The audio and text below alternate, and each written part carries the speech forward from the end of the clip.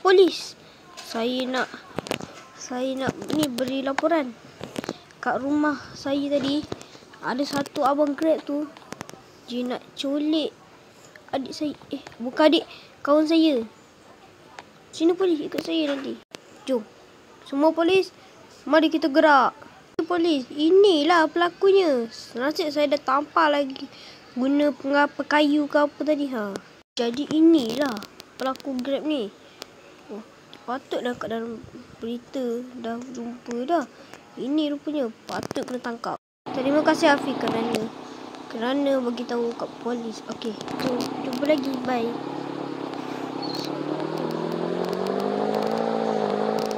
Sekarang kita dah selamat. Yahoo. Ni kali kedua. Kena. Hari tu dah kena dah. So, saya order lagi lah. Okey, kita ambil Grab. Okey, sudah. Harap-harap tak kena dah lagi.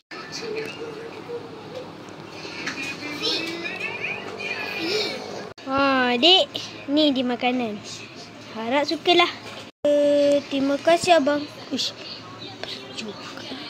Abang ni dah tak macam abang dulu. Abang nak pergi hantar makanan lagi ya. Bye. Okay, bye. Kenapa ya? Hari tu makanan tu abang tu dia warna hitam, sekarang jadi putih pula.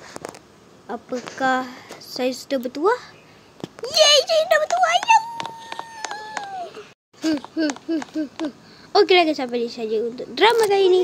Kalau kau suka dengan drama ni, kalau kau like, comment, subscribe. Kita jumpa drama akan datang. Assalamualaikum. Bye bye.